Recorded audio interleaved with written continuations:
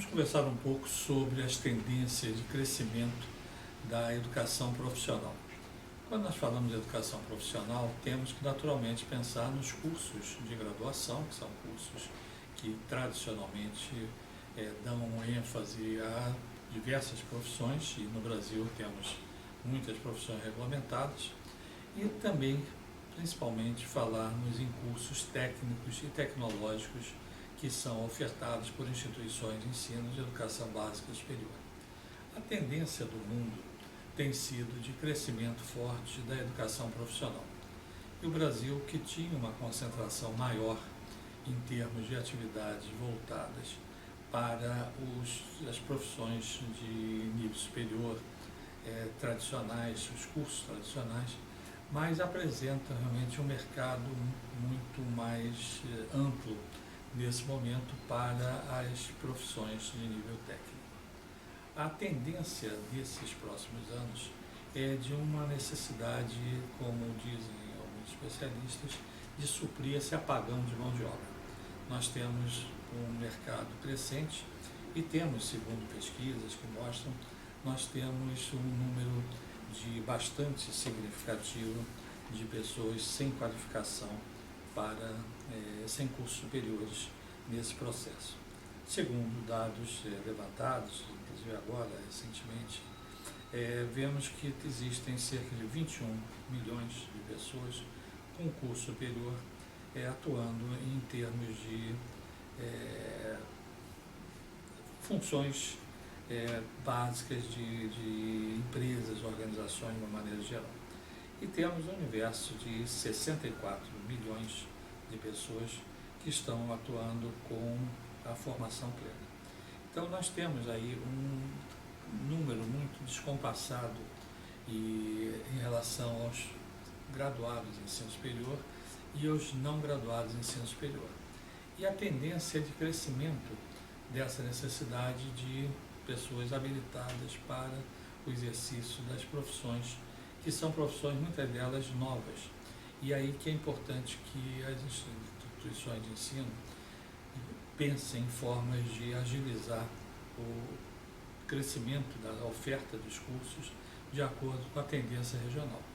Então, existem os mercados que mostram as possibilidades de maior empregabilidade, o maior desempenho, de aproveitamento da mão de obra qualificada em determinadas regiões para alguns tipos de arranjos produtivos. Então, você tem que analisar muitos arranjos produtivos locais. Como é que está a perspectiva daqui a 5 anos de mercado de trabalho para a profissão X. Nós temos hoje alguns cursos que existem mercado de alunos, mas não terá mercado de trabalho. Então, é o tipo da coisa, você forma para dar um enriquecimento curricular, etc., mas, no fundo, não vai ter empregabilidade. E, diga-se de passagem, também nós temos que pensar não só na empregabilidade tradicional, emprego formal, carteira assinada, etc. Isso vai acabando, vai reduzindo muito, mas sim como mercado ocupacional. Ou seja, a tendência que nós vamos ter é que esse mercado não está muito preocupado com diploma, está preocupado em pessoas que saibam executar as funções. Ainda temos no Brasil muito a resistência dos conselhos, a obrigatoriedade de registro profissional e tudo, mas isso já inclusive foi superado até pela legislação de várias profissões, não existem mais, não exige mais a necessidade de um registro profissional, mas os conselhos regionais, federais, pressionam muito para que continue a ter esse princípio cartorial. Mas nós temos que convir que quem está precisando desse profissional não está preocupado muito com o diploma, está preocupado com a pessoa que saiba, e essas competências são definidas de acordo com a necessidade de cada organização. Então, o que nós temos que convir é que, se você é coordenador, dirigente de uma instituição de ensino, você tem que pensar em analisar externamente qual está o cenário, fazer um diagnóstico de potencialidades, ou seja, o que você pode ter de potencialidade, não só na formação, mas como também da colocação desse seu egresso, do seu curso, para o mercado. E, diga-se de passagem, também acaba a figura do ex-aluno. O ex-aluno, ele deixa de existir no mundo moderno. Você tem que pensar sempre no aluno que foi formado na sua instituição, terminou aquele curso, foi para o trabalho e ele volta para uma requalificação.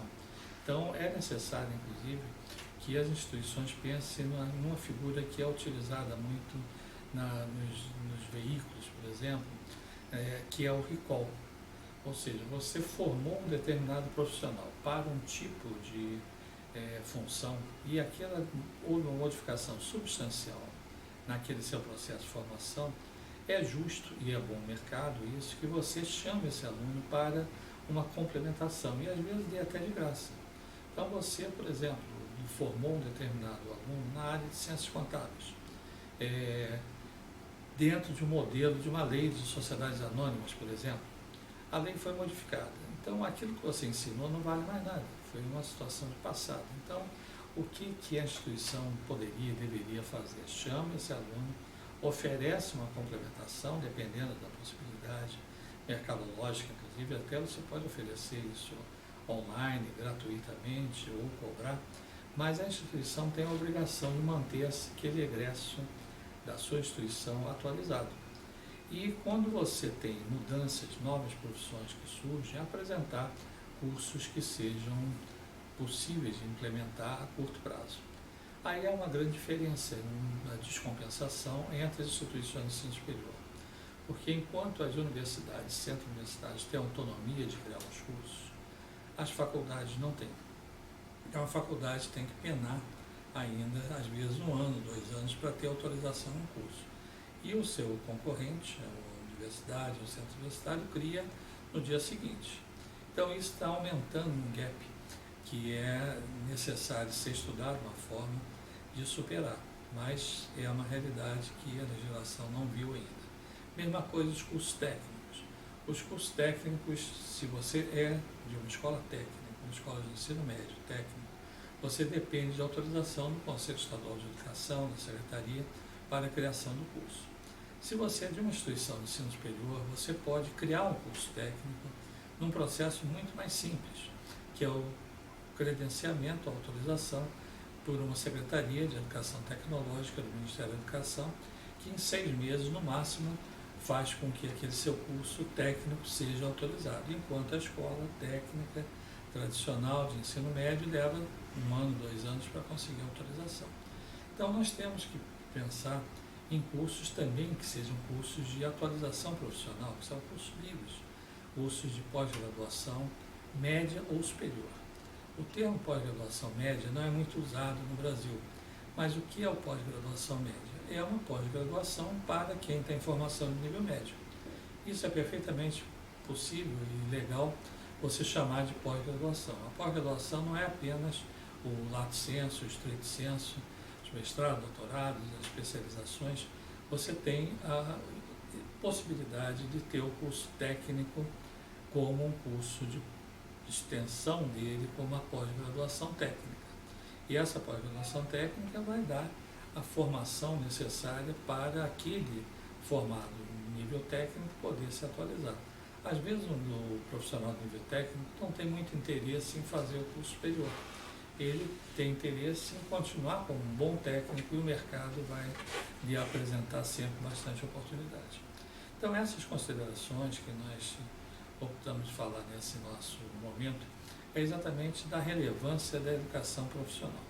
Essa educação profissional que surgiu no passado como sendo uma educação de segunda categoria, uma educação voltada para os desprovidos, como dizia na época do Império, os desprovidos de saber, ela já não é mais para os desprovidos de saber. Ela é uma educação perfeitamente possível, temos belíssimos projetos, temos ações bem implantadas e temos certeza que as instituições têm que cumprir esse papel. Se não cumprir esse papel, outras entidades farão. E aí nós temos o mercado livre, o mercado dos cursos livres, que vem oferecendo capacitação nesse cenário. E aí tem um outro ponto, que é o ponto da internacionalização também da educação.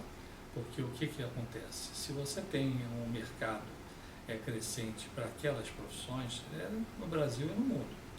E é perfeitamente possível, hoje nós já notamos isso, outros países contratarem profissionais que moram no Brasil, por exemplo, em outros países, para exercer funções técnicas que não exigem trabalhos físicos em indústrias, etc., locais.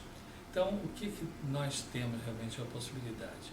De ter esse nosso aluno, se vê um mercado crescente em outro país, que possa dar um embasamento para que ele tenha conhecimento da realidade do outro país. Então, você tem mercados que são emergentes, mercados que surgem, e a instituição tem a obrigação de formar. Agora, aí tem um aspecto que é o aspecto do idioma. Você tem que ter, inclusive, condições de capacitar no idioma ou em idiomas que sejam dos possíveis mercados empregadores desses profissionais. Porque sem conhecimento de idioma você não consegue ingressar no mercado de trabalho na área internacional. Agora, nós temos que convir também o sentido inverso. Várias universidades estrangeiras já atuam no Brasil oferecendo cursos e oferecendo bons cursos em português. Então, eles anteciparam-se, viram o mercado crescente, viram algumas regiões e estão oferecendo cursos que são cursos de formação profissional que serão certificados pelos países das instituições locais e que vai facilitar para o mercado de trabalho absorver. Óbvio que esses profissionais formados em outros países terão imensa dificuldade se for uma profissão regulamentada. Então, se você tiver um curso que dependa de um registro no Conselho Regional A, B ou C, ele no Brasil não vai conseguir. Mas isso vai gradualmente acabando. Temos alguns conselhos regionais que são extremamente rígidos nesse ponto, impedem o exercício profissional e outros que vão sendo mais flexíveis. Então, o que nós queremos é sintetizar e finalizar, incentivando as instituições a desenvolver estudos, projetos, estudo de viabilidade, de crescimento para a área técnica e tecnológica. Tecnológica, nível superior, técnica, nível básico. Isso é perfeitamente possível para todas as faixas etárias, o mercado crescente, as pessoas estão vivendo mais, a empregabilidade não tem mais faixa etária, essencialmente imprescindível. Então, nós vemos já perspectivas no Brasil de acontecer o que já acontece em países europeus, norte-americanos, que são pessoas com faixa etária, às vezes, bastante elevada, que estão trabalhando perfeitamente como pessoas ativas no comércio, especialmente comércio e serviços. Então, o que nós queremos realmente é reafirmar a importância da educação profissional, qualquer que seja o nível e qualquer que seja a possibilidade, inclusive utilizando a educação à distância, que é perfeitamente possível para uma grande parte dessas profissões que existem e as que surgirão aí nos próximos anos. Então, são essas as considerações que nós gostaríamos de conversar nesse momento.